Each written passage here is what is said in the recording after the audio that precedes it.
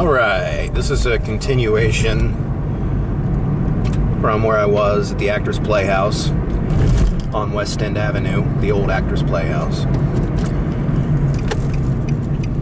And I'm heading in a direction around the Wedgwood Avenue, Belmont University area. I just wanted to drive through here because there's definitely some very powerful memories that I have of this particular area, not just with the Actors Playhouse, but with some other things that I experienced, such as over here in Centennial Park was where I did my first Shakespeare play.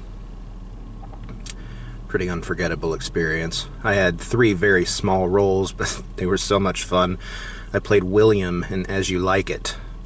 It was Shakespeare in the Park over at Centennial Park. And that's just one of the acting memories. But there's so many other memories as well, and one of them, it stayed with me in a very powerful way throughout my entire life.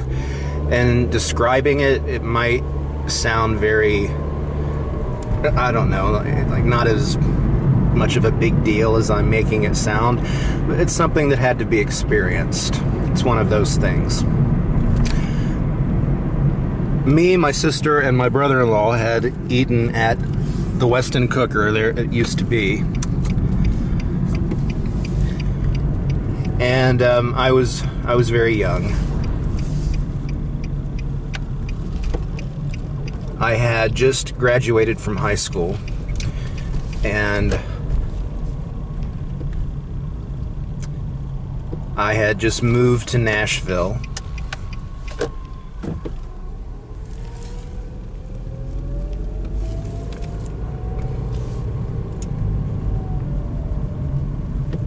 So 18 years old, just turned 18.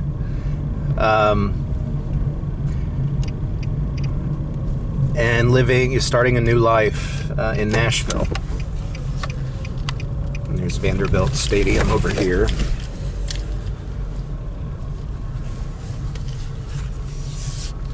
I'm going to exit the vehicle.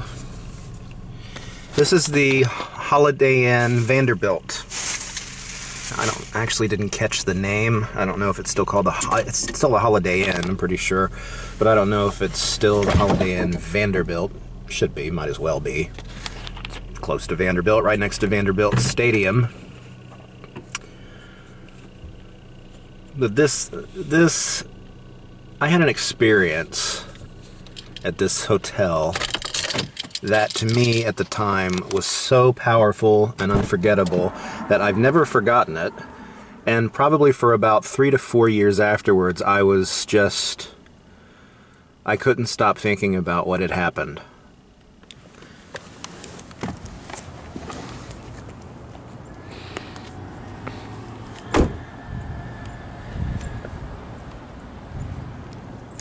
So anyway, as I was saying, I had just turned 18.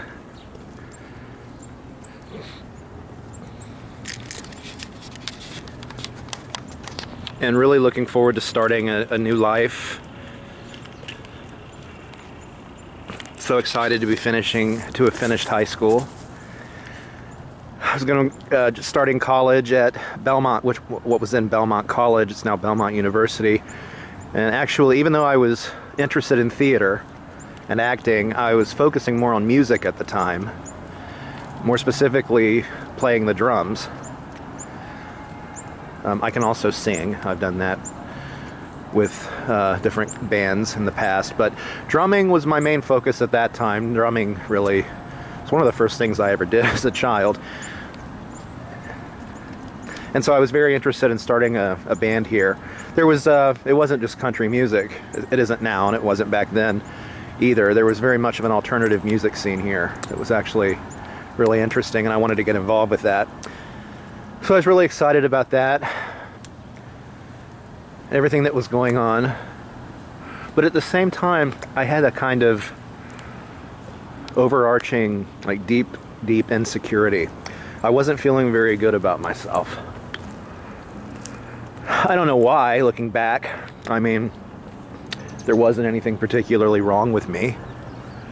There's a good view of the Vanderbilt Stadium. There wasn't really anything wrong with me other than depression. That's really what it was. I'd been suffering, I still suffer from depression. And it started probably when I was around 13, 14. So by this time I'm 18, I'm still experiencing it, but it was getting more pronounced, unfortunately, and it was having a big impact on my self-image. And so even in the midst of the excitement, I still had that depression and feeling very negative about myself and insecure. Well, in the midst of this, my sister, like I said, my sister, my brother-in-law, myself, we went to the West End Cooker, and just really exciting, talking to my sister about everything that was all my plans and all of that. And we decided after eating that we were going to go to the hotel here, the Holiday Inn, because they had back then the Commodore. I think they still have it. I haven't been in there in a while though. There's somebody walking around, of course, and I want to film the hotel.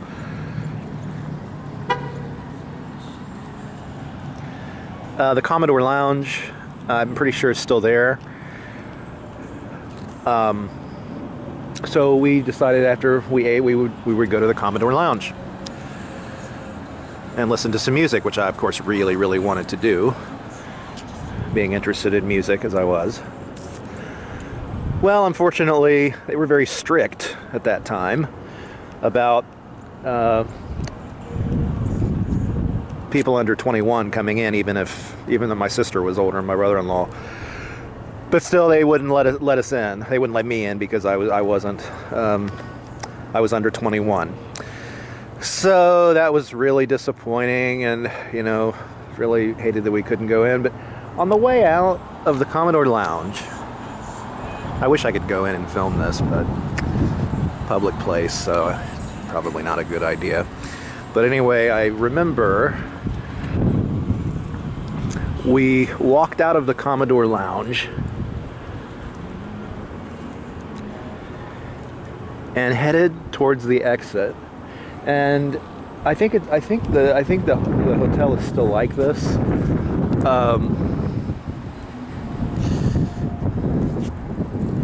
When you walk out, there is an elevator that you basically walk by,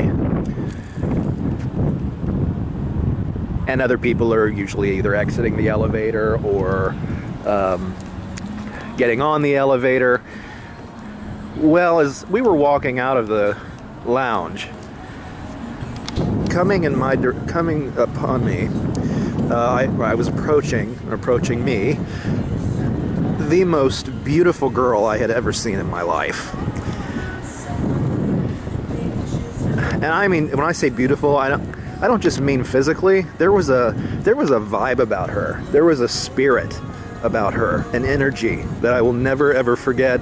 And I was immediately drawn to her in a way that I had never. I was young, yes, but I'd been with some girls that I had liked and had been interested in. But there's the entrance, the Holiday Inn right there. There had been girls that I'd been interested in and had seen throughout my life at that point. But this girl, I was mesmerized. I could not take my eyes off her. And the weird thing was, she couldn't take her eyes off me. We both had our eyes locked upon each other as we approached each other in the lobby, me going towards the exit and her going towards the elevator. And as we walked by each other, both of us turned around completely, like walking backwards. I'm like walking backwards now, continuing to look at her, and she's continuing to look at me. My sister and brother-in-law are like, what in the world? is going on here? And her family, I guess they were her family she was with, they were wondering the same thing. Like, wow, what is up with these two? And so we proceeded that way, our eyes locked on each other.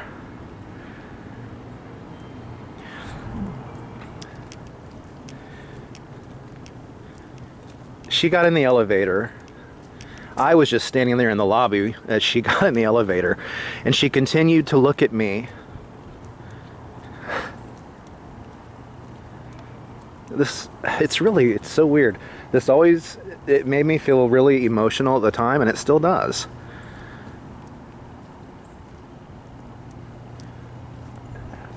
She was standing there in the elevator, and she smiled at me with a smile, which was just equally as beautiful as she was. And I smiled back, and I waved to her, and she waved back. Standing in the elevator now. The doors weren't closed yet, but then they started to close, and as the doors closed, we continued to stare at each other. The doors then came to a complete close, and I thought, oh, wow, I guess that's it. And then the elevator doors came open again. And there she was again, still staring at me. And I thought, should I get on the elevator with her? And I thought that would be so inappropriate. I don't think I should do that, but something is happening here. And I'm not sure what to do. And we just kept staring at each other, and it was like she was looking at me, like saying, why don't you get on the elevator? But I didn't. And the door shut. And it shut for good that time. And I walked out. And the whole rest of the night, I could not think of anything except this girl. And not just that, the whole rest of the next day, the whole rest of the next week, the whole rest of the year, I could not stop thinking about this girl. I'm going to get back in the car now because it's pretty cold in Nashville right now.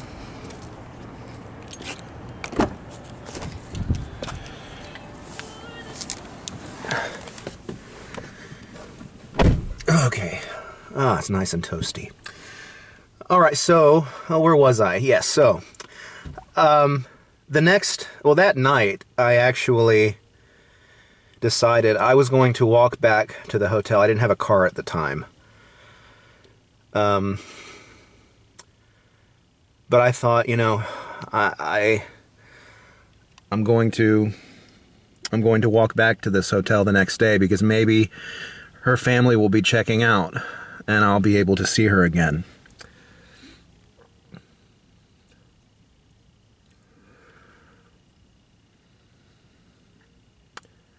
I didn't know my way around Nashville at that time. I had no way how to get to the Holiday Inn Vanderbilt, but I was bound to do it. And so I woke up very early. It was a Sunday. That Sunday morning, and I walked all the way from around the Leland Avenue area, like around where Pizza Perfect used to be. Anybody who's from Nashville will know exactly where I'm talking about. I walked from there all the way back to the Holiday Inn Vanderbilt and went in to see if I would be able to see her again, and I didn't. And I was so crushed. I was so sad. I thought, I can't believe that I let her go.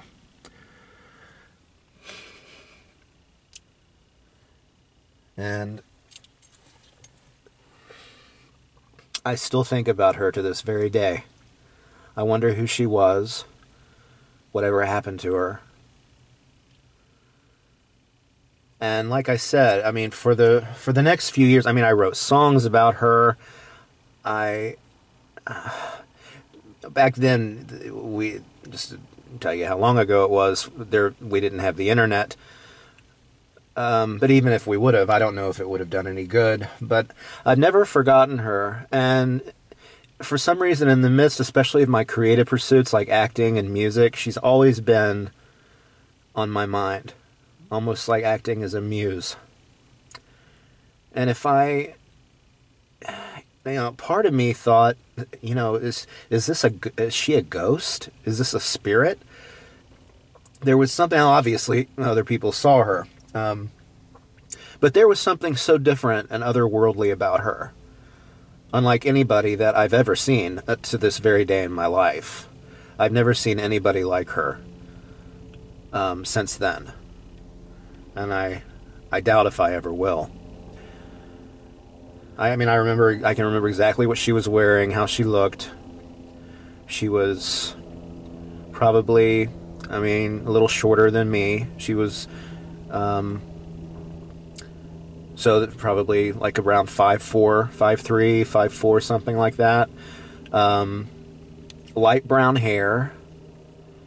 And she had on this blue, like kind of it was like a sleeveless sweater. I don't know how to describe it fashionably speaking. It was kind of like I don't know what it would be called. Anyway, it was kind of like it wasn't a sweater like you'd wear in the winter, but it was had that kind of fabric.